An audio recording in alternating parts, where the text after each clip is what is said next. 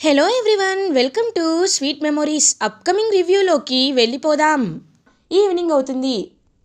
అమర్ అలా స్టెప్స్ దిగి వస్తూ ఉంటే బాగి కూడా స్టెప్స్ ఎక్కుతూ ఉంటే ఇంకా ఒకరికి అనుకోకుండా ఒకరికి గుద్దుకుంటారు. ఒక్కసారిగా అమర్ బాగి వైపు, బాగి అమర్ వైపు చూస్తూ ఉంటారు. ఇంకా వెంటనే బాగి, హే లూజ్, కనిపించట్లేదా నీకు అని అడుగుతారు అమర్ బాగీని. ఒక్కసారిగా బాగీ షాక్ అవుతుంది. ఏమండి, ఒకప్పుడు మీరు నన్ను ఇలా పిలిచేవారు, మళ్ళీ ఇప్పుడు పిలుస్తున్నారు అంటే మీకు గతం గుర్తొస్తుందా అని అడుగుతుంది బాగీ. "ఆ, అలాంటిదేమీ లేదే, ఏదో క్యాజువల్గా పిలిచానంతే" అని అంటారు అమర్. అవునా, ఒకసారి కళ్ళు మూసుకోండి, కళ్ళు మూసుకొని ఎవరైనా గుర్తొస్తున్నారేమో బాగా గుర్తు చేసుకోండి అనేసరికి ఇంకా అలా బాగీనే గుర్తొస్తుంది అనమాట అమర్కి. వెంటనే ఇంకా బాగీని దగ్గరికి తీసుకొని, నాకు నువ్వే గుర్తొస్తున్నావు బాగీ అని చెప్తాడు. ఒక్కసారిగా అమర్ అలా చెప్పేసరికి బాగీ షాక్లో ఉండిపోతుంది. ఇంకా అలా అక్కడి నుండి వెళ్ళిపోతారు అమర్. బాగీ, ఖచ్చితంగా ఈయనకు గతం గుర్తొచ్చింది, కానీ నాకు నిజం చెప్పకుండా నాతో ఆడుకుంటున్నారు, నేను కూడా ఆయనతో ఆడుకుంటానని చెప్పి చాలా హ్యాపీగా ఫీల్ అవుతూ అక్కడి నుండి వెళ్ళిపోతుంది బాగీ. ఇది ఇలా ఉండగా మనోహరి ఆ ప్రచండ దగ్గరికి వెళ్ళి, నువ్వు ఇక్కడికి వచ్చింది ఎందుకు? హా, ఎందుకు? చంబా నాకంతా చెప్పింది. పిల్లలకి జోకులేసి నవ్విస్తున్నావంట, నువ్వేమైనా కమెడియన్ అనుకుంటున్నావా అని అంటుంది మనోహరి. చూడు మనోహరి, పిల్లల్ని నా వశం చేసుకోవాలి అంటే వాళ్ళని కాస్త నవ్వించాలి కదా అని అంటారు. హా, చాలా బాగుందిలే నీ ప్లాను, చండాలంగా ఉంది. ముందు అంజుని తీసుకెళ్తానన్నావు, తీసుకెళ్ళిపోకుండా మళ్ళీ ఇంటికి ఎందుకు వచ్చావు అని అంటారు. చెప్పాను కదా, అరుంధతి ఆత్మని శక్తులని బంధించడమే నా లక్ష్యం. కాబట్టి నువ్వు ఏమీ కంగారు పడద్దు. ఈరోజు అతిపెద్ద అమావాస్య, ఇది చాలా పవర్ఫుల్ అమావాస్య. ఇలాంటి శక్తివంతమైన అమావాస్య రోజు ఆ అరుంధతి ఆత్మకి శక్తులు క్షీణిస్తాయి. కాబట్టి ఈరోజు తన్ని బంధించడానికి సరైన సమయం అనే ఈరోజు ముహూర్తాన్ని ఖరారు చేశాను మనోహరి అని అంటారు. అప్పుడే వచ్చిన బాగి ఒక్కసారిగా మనోహరి అండ్ ఆ అంజు పాప మాటలు విని షాక్లో ఉండిపోతుంది. ఇంకా షాక్లో ఉండి చాలా అంటే చాలా భయపడుతుందన్నమాట బాగి. ఇదేంటి, అంజు మొన్నొచ్చిన స్వామీజీలా మాట్లాడుతుంది అంటే మనోహరి కావాలనే అరుంధతి ఆరు పాపకి ప్రమాదం తలపెట్టడానికే ఇదంతా చేసిందనమాట. మనోహరి, నిన్ను వదిలిపెట్టను, ఖచ్చితంగా వదిలిపెట్టనని బాగి ఒక పక్కా ప్లాన్ వేసుకుంటుంది. ఇది ఇలా ఉండగా నైట్ అవుతుంది. ప్రచండ అంజులో ఉంటాడు కదా, సో ఇంకా అలా ఒక పెద్ద ముగ్గేసుకొని ఇంకా మొత్తం అలాంటి పూజలన్నీ చేస్తూ ఉంటాడనమాట. సో ఇంకా పూజలన్నీ చేస్తూ అరుంధతి ఆత్మని పిలుస్తూ ఉంటే ఆరు పాప ఆత్మ వస్తుంది, వచ్చి అలా కూర్చుంటుంది. వెంటనే బాలిక, ఇప్పుడు నీ శక్తులన్నీ నా వశమవుతున్నాయని చెప్పి ఎంతో హ్యాపీగా చెయ్యి తీసుకుందామనే లోపు లైట్స్ అన్నీ ఆన్ అవుతాయి. అక్కడ అమర్, పిల్లలు, బాగి అందరు నించుని ఉంటారు. ఒక్కసారిగా మనోహరి అదంతా చూస్తూ షాక్లో ఉండిపోతుంది. ఇంకా అంజులో ఉన్న ప్రచండ ఇలా చేయడం చూసి ఒక్కసారిగా అమర్ అయితే అలా షాక్లో ఉండిపోతారు.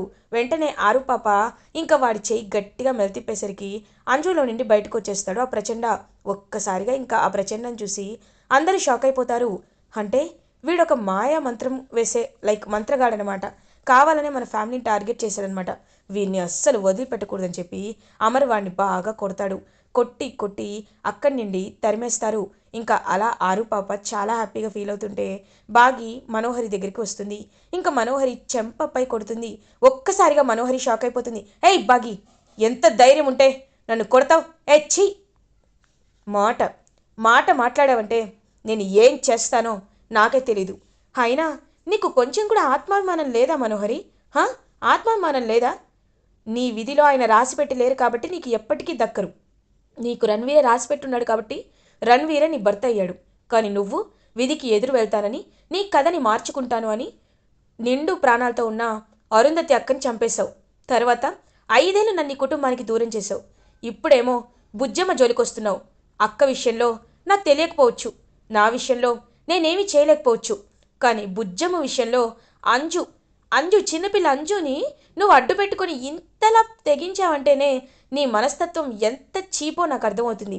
నీకొక విషయం చెప్పనా? ఇప్పటి వరకు చెప్పకూడదనుకున్నాను. నీలాంటి రాక్షసికి ఆ విషయం తెలియకూడదనుకున్నాను. కానీ నువ్వు నువ్వనుకున్నది సాధించడం కోసం అంజు ప్రాణాన్ని కూడా పనంగా పెట్టావు చూడు, అది అది నాకు నీపై హసయం కలిగేలా చేస్తుంది. అసలు అంజు ఎవరో తెలుసా? తెలుసా?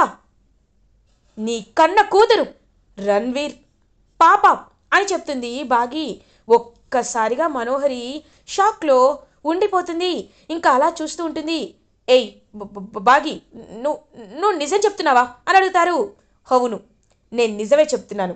నీలా నాకు రోజుకో మాట మాట్లాడడం రాదు కదా. నిజమే చెప్తున్నాను.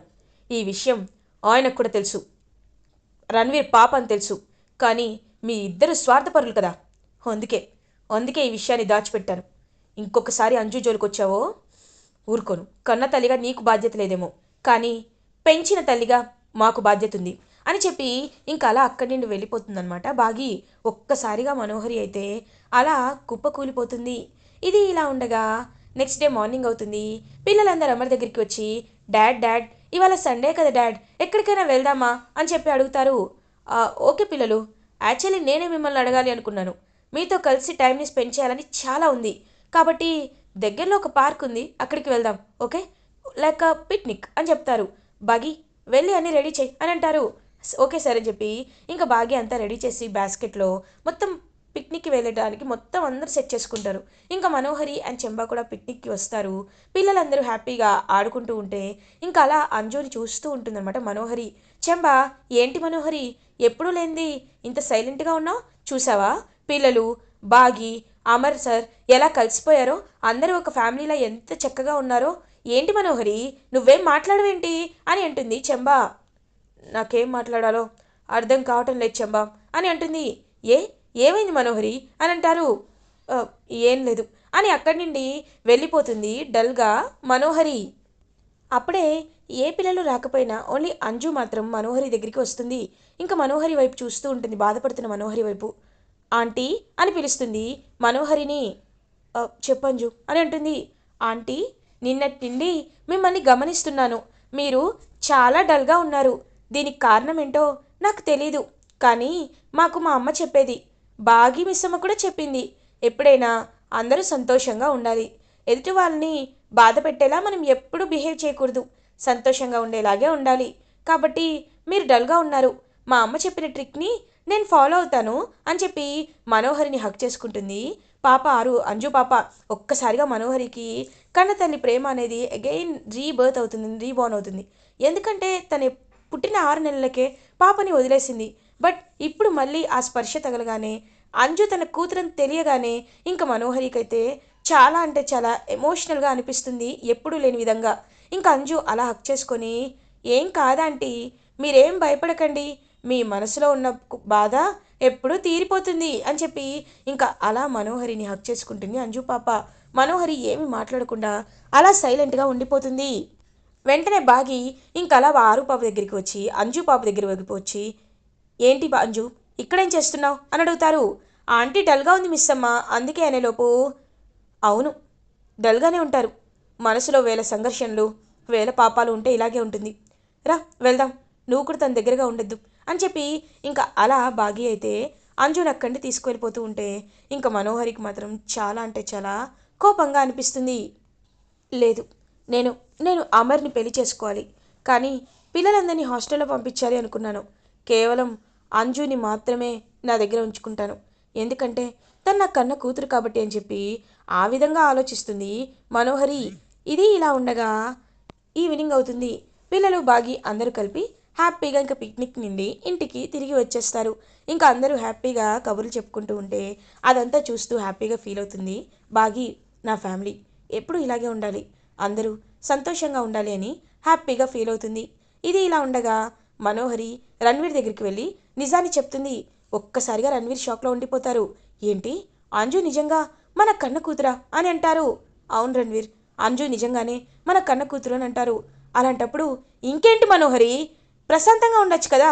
నేను పాపను తీసుకువెళ్తానంటే అమర్ ఇంకెందుకు అడ్డుకుంటాడు, డిఎన్ఏ టెస్ట్ కూడా చూపిద్దాం అని అంటారు.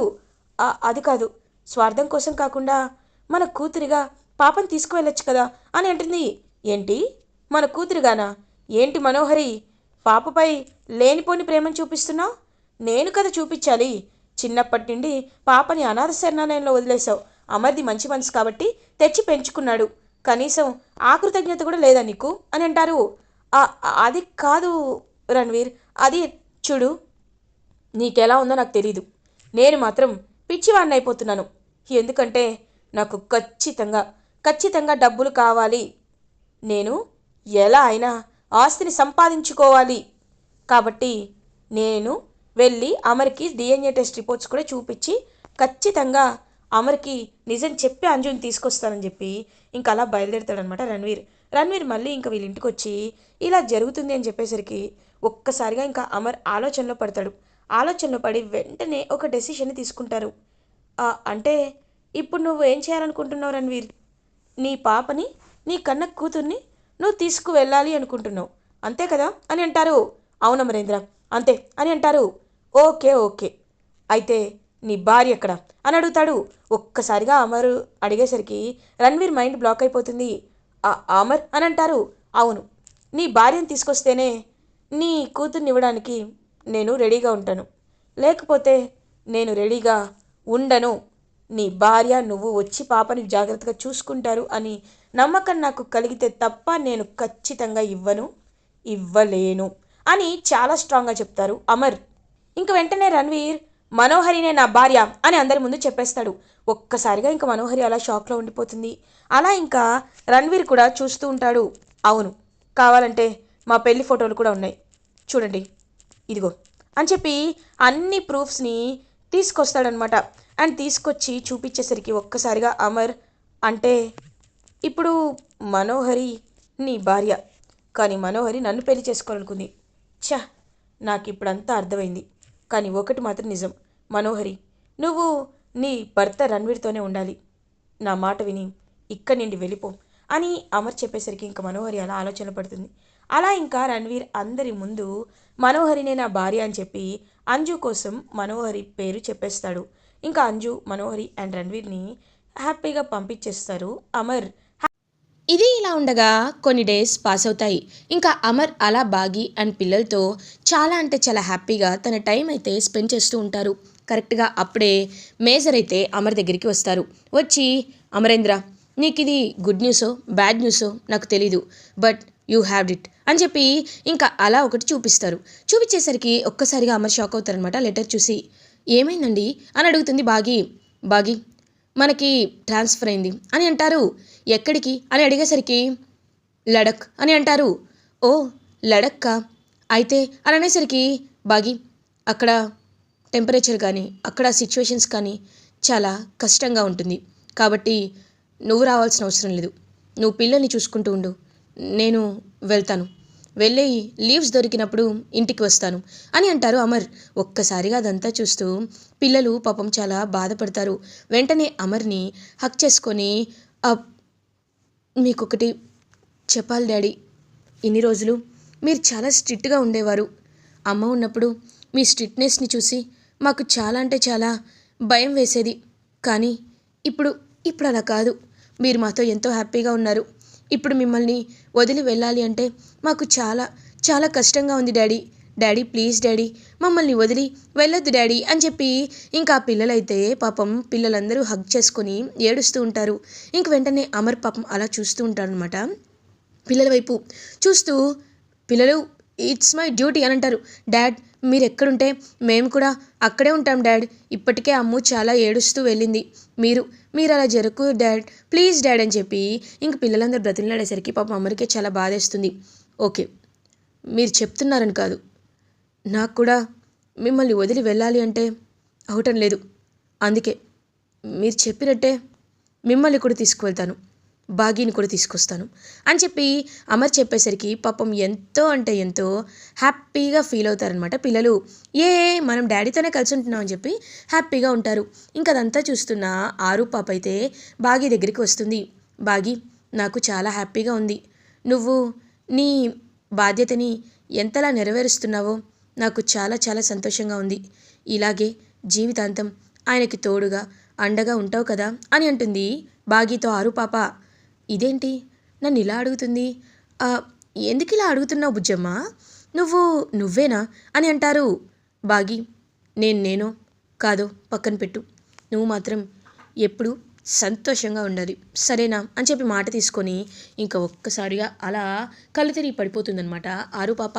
వెంటనే బాగి ఏమో అలా ఆరు పాప వైపు చూస్తుంది. బుజ్జమ్మ అని చూస్తుంటే, అమ్మా ఏమైంది అని అడుగుతుంది.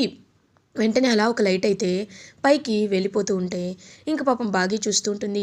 అక్క, ఇన్ని రోజులు మాకు కష్టం ఉంది అని చెప్పి మీరు మాతోనే తోడుగా ఉన్నారు, నాకు హెల్ప్ చేశారు, ఇప్పుడు మీరు అలా వెళ్ళిపోతున్నారు, బాధగా ఉన్నా మీ మీకోసం నేను ఏదైనా చేస్తాను అని చెప్పి పాపం అలా ఇంకా బాగి అయితే బాధగా చూస్తూ ఉండిపోతుంది.